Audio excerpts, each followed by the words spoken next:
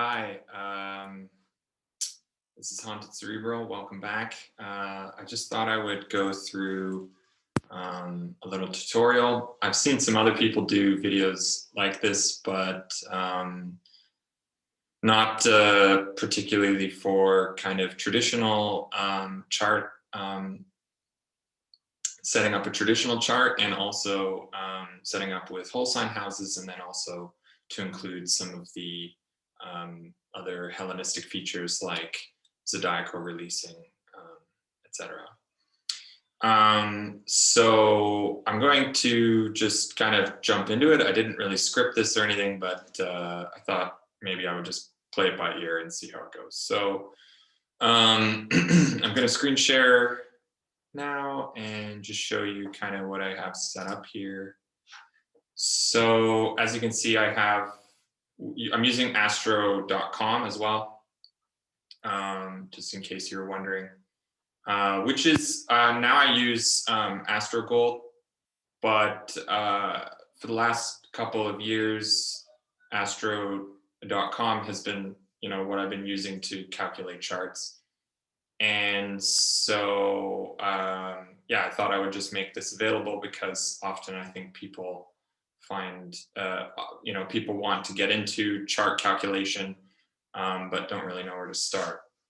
And often I think the defaults, and I'll go through it, I'll show you what the default settings will be and how you can kind of get a chart to look like this. So as you can see in this chart, it only has the 7 traditional planets, and it has the north, you can see here, let me annotate quickly. So yeah, it has the north and south node, and the part of fortune, which is important for doing traditional astrology, especially for Time Lord techniques, and also other philosophical things if you're interested in ancient philosophies in terms of how that's related to the birth chart. Anyway, you can also see that I'm using whole sign houses. So the first house is marked by the ascendant here, and that means that the whole first house is the sign of Scorpio, right? Because the ascendant is in 2 degrees 49 minutes of Scorpio, and then each place or house after the first house, which is marked by the ascendant, goes in sequential order from 1 to 12. So the second house is, the whole second house is Sagittarius, the whole third house is Capricorn, the whole fourth house is Aquarius. And if you know about kind of the history of astrology, you know that the most kind of prolific use of chart calculation from the Hellenistic period would have been in whole sign houses. They did use other calculations, I believe. I think they used also porphyry and equal sign houses, but I won't get too into that debate, to be honest, right now. I just want to show you how to calculate this style of chart. And then you can also see down here is the Zodiac Releasing timing technique. So it kind of shows you the different dates from the start, which is when the native is born. And I'm using the painter Paul Cézanne. He's dead now, but just so that you have an idea of how this works. So he's born in 1839, and then level 2 is, so level 1 is kind of lifetime periods, level 2 is year periods, level 3 is month periods, and then we get into weeks and stuff like that. So I won't go into all that meaning with all that stuff, but I'm just going to show you how you can set that up for your chart so that you can have Zodiac Releasing. You can look at the Zodiac Releasing for whatever chart you're calculating. So yeah, and then also I don't include the outer planets, not because I don't use them. I actually do use the outer planets, but because they move so slowly, you don't actually need to have them in every chart. You can pretty much predict where they are at any time. Of course, if you want to know where they are in a particular natal chart. You can include them and then take them out later. That's up to you if you want to use them or not. But mostly I use them for transiting techniques, and depending on if a outer planet is located within a certain degree range of one of the 7 traditional planets, maybe I'll include it as well, especially if it's close to the ascendant MC, and if it's a day or night chart, if it's close to one of the luminaries, etc.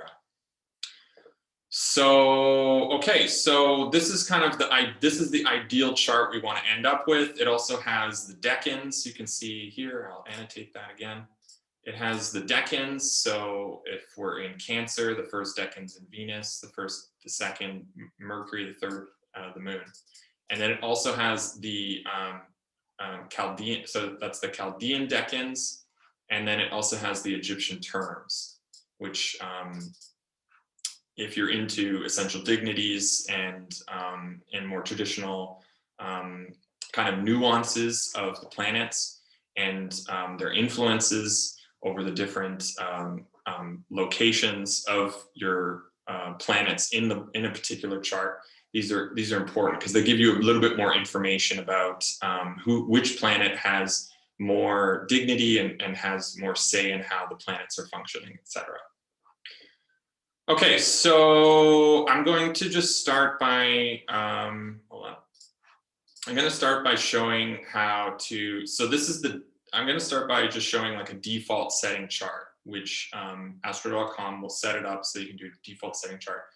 Basically, let's say you're at home of AstroDeans, you can go like this, but if you want to calculate a chart, go to free charts and then go to, hold on. So normally I'm going into this from a different section. So free horoscopes, and then let's just click it and see what we get. Okay, so you click free horoscopes, and then you'll get all these different kind of things you can go to. But basically, you're just going to use the top 3, unless you want to start paying for stuff or any of the services that the website does. But probably you won't want to. Often I would recommend that if you really want to get deeper into your chart, that you book a consultation with an astrologer.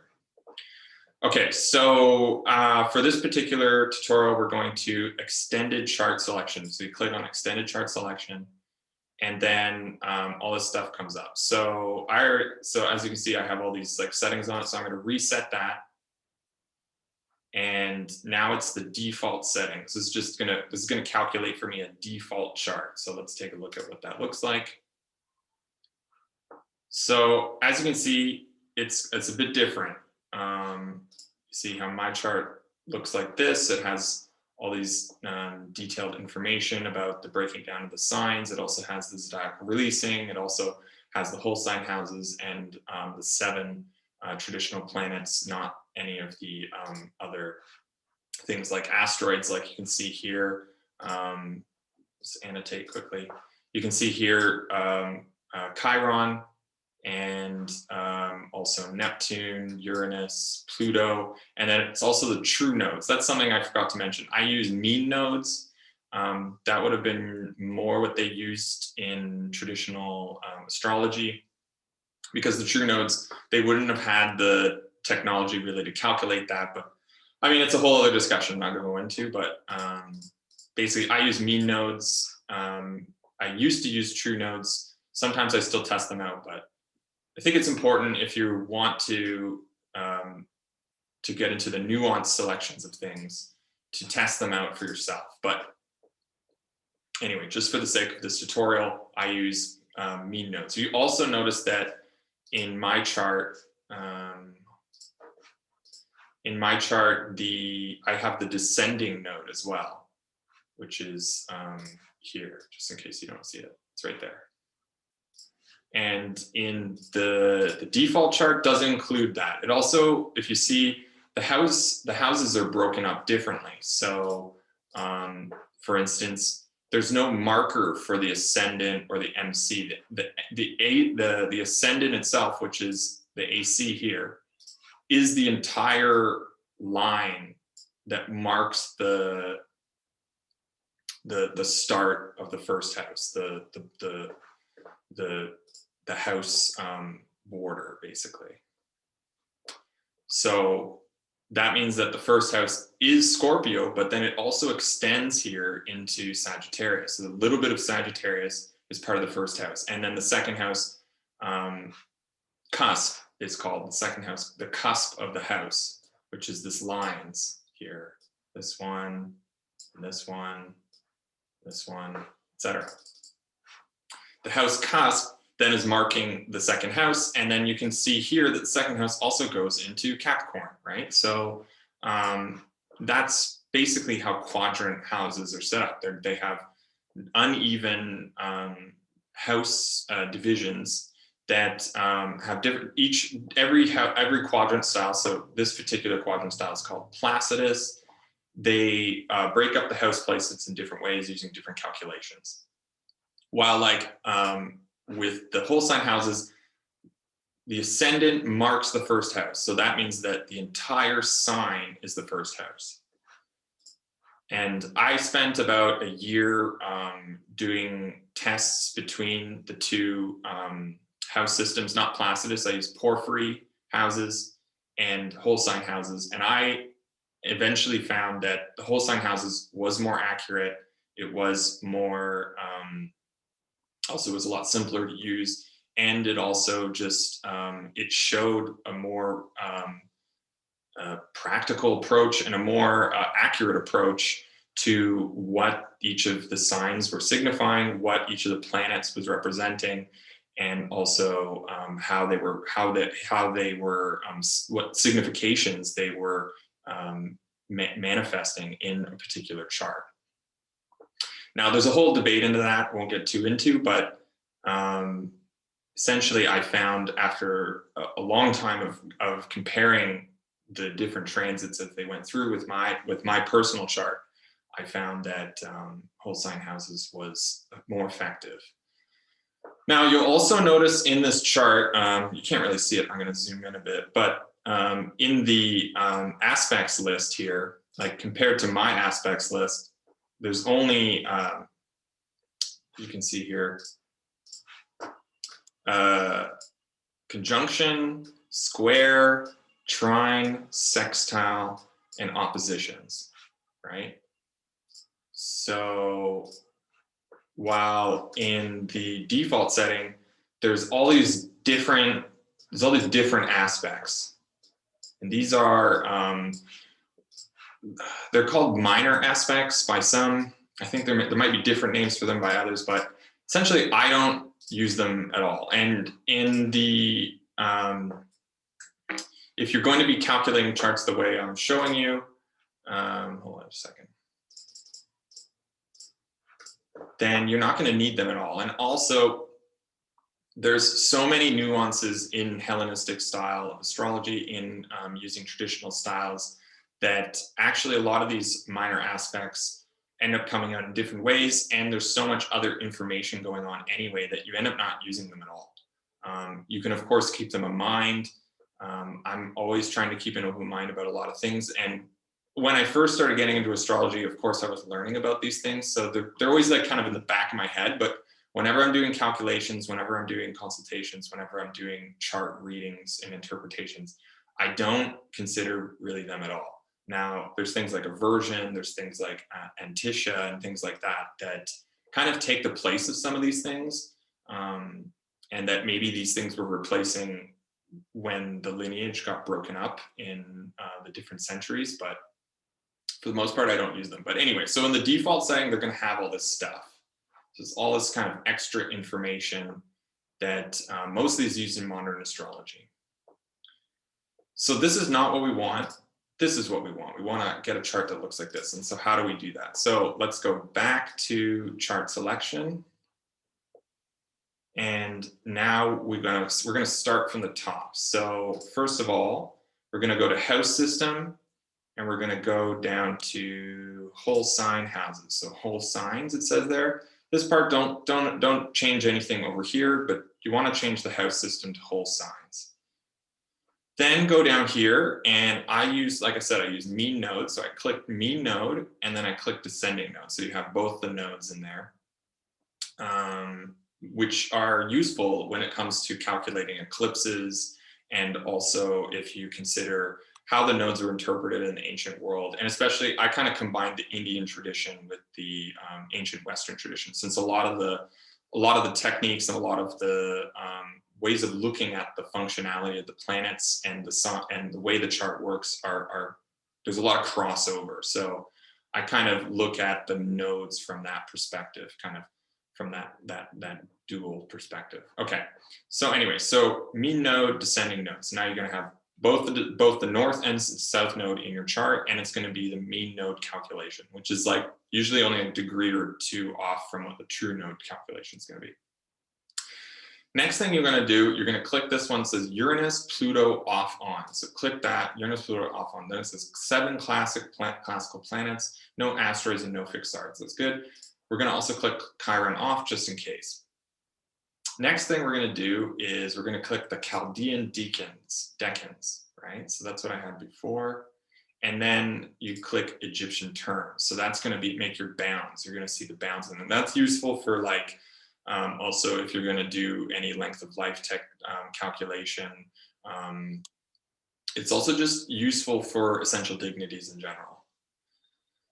And I personally have found that just having them there, and even if it didn't really understand what they meant in the first place, just having them there over time, because I really found that the thing that was the most distracting was too much of the aspect information, too many planets. But with the breaking down of the signs, the division of the signs, I found that less distracting.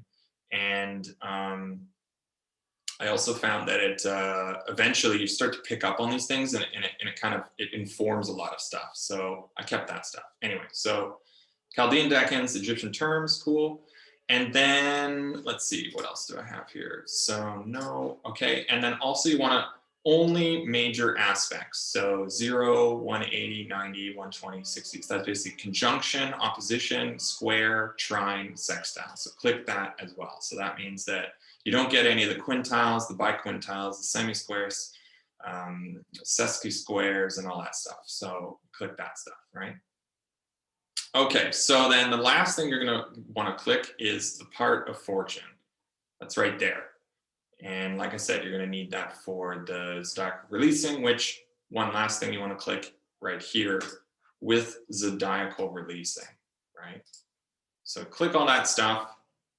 And then also my chart type is a bit different, but let's just see what the default chart type is, because it may not matter to you how that is. That's more of like a preference, a personal preference. Okay, so here we go. So let's look at the chart. Oh, there you go. So looks pretty similar to mine. There's something that's a bit different. Let's see.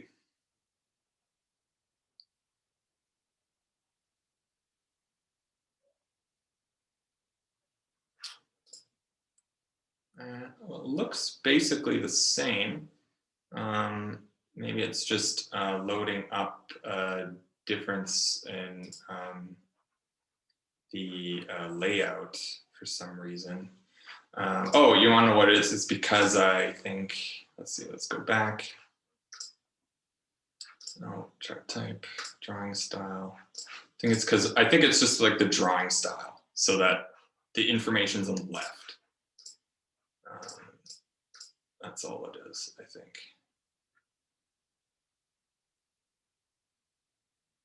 Yeah, I think that's just the drawing style. So like I said, you can change it. I liked to keep it like this just because then my aspects list and the chart are all together at the same time. And also all the degrees and stuff like that of where the planets are.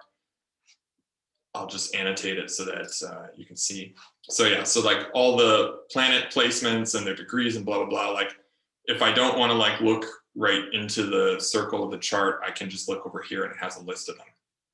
And then also all the aspects are right here.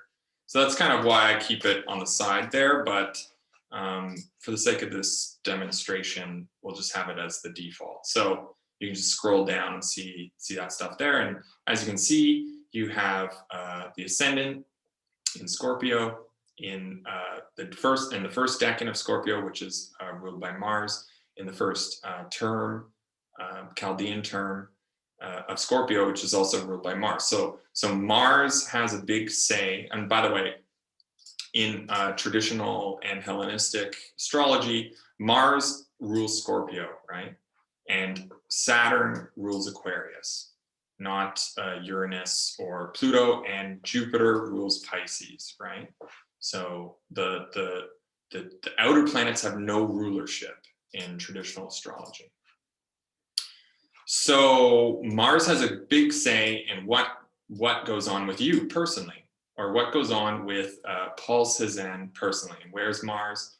Mars is in the 11th house in Virgo, in the bounds of Saturn, and in the decan of Mercury. So there's some dignity mix. There's a mix of dignity influence, and also, as you can see, it's a night chart. So actually, there's some sect joys that go on with Mars in this placement.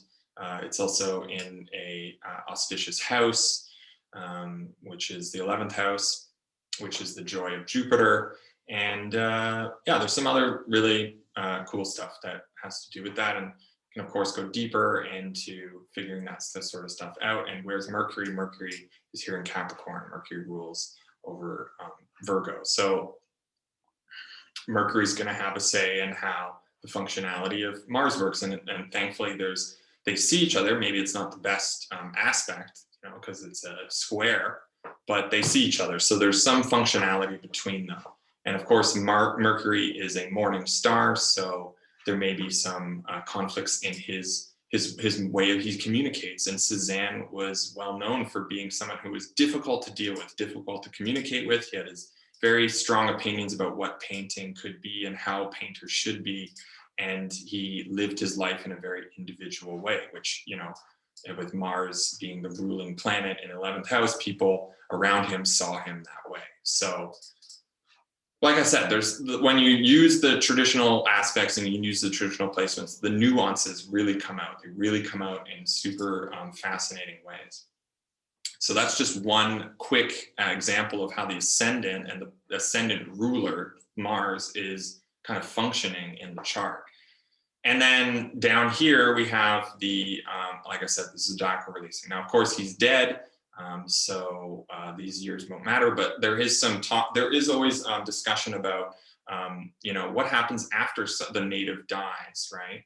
Especially if it's somebody famous. And also Cézanne didn't really get any acclaim until much later in his life. Now, I haven't done full studies, and I could go grab the book of when that kind of went down, and I could look at the Zodiac Releasing for that. I haven't done that before with Paul Cézanne particularly, but it's just interesting to think about it that way. So, and what's cool about Zodiac Releasing is, so the lot of fortune determines the when you're going to have peak periods in your Zodiac Releasing,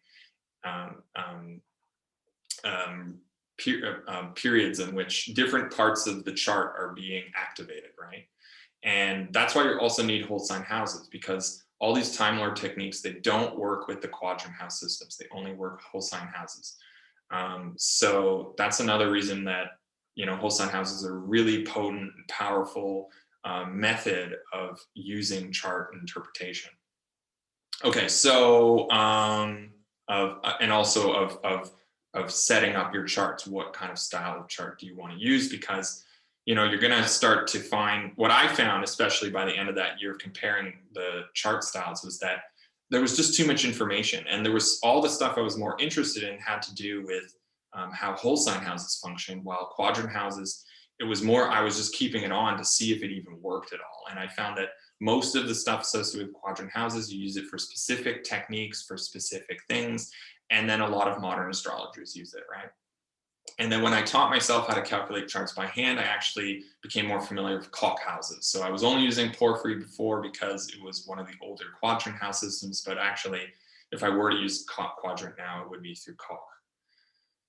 Anyway, so that it's a bit of divergence, but yeah, so I thought one more thing I'd show about the Zodiac Releasing. So part of fortune has to do, of course, with the body and one's kind of fortunate allotment in life. It's associated with the moon, while the lot of spirit is what's going to be more for like career and stuff like that. So maybe if we went back to 1877, back before he was dead, you know, when he was still alive, go down to 1898, he was still painting around then, and just to look at what was going on. So his peak periods would have been all the mutable signs or the double body signs. So we can go down to here and see that there's a loosening of the bonds that went on there. So maybe something was going on with him at that time. Or let's go to 1894. He was still alive there. He had a loosening of bonds in level 2, and it could have been a time when his painting really just like exploded out into the scene. I'd have to do more research on that, but that's just like an example of how it can kind of work, the functionality of the Zodiac Releasing. Anyway, so that's kind of the gist of how to set up a whole sign house, kind of Hellenistic style, traditional astrology chart that you can use to do calculations for your own personal charts, for friends, for celebrities, for dead people, for living people, for events, and all kinds of stuff. Whatever you want to use astrology for, to apply it to, you can do it using astro.com and the kind of the extended chart system so that they have here. And remember, you just want to click mean node, descending node, Uranus, Pluto off, Chiron off, Chaldean decans, Egyptian terms, Zodiac Releasing, only major aspects, and the part of fortune right there. So, oh yeah, and here we go. That's how we're going to get it to look the way I have it there. I clicked landscape if possible, click here, and there you go. So basically you have the exact same style of chart that I used for the last couple of years. Okay, so that's the tutorial. I hope that helped you in some way with your studies, with your interest in astrology at all. If you just want to calculate your chart for fun, maybe that helps you. And the intention of this video was to help those with interest and that want to dig a little bit deeper into how they can apply astrology into their spiritual practice and their everyday life. So thank you for tuning in. I wish you guys all the best and have a lovely day.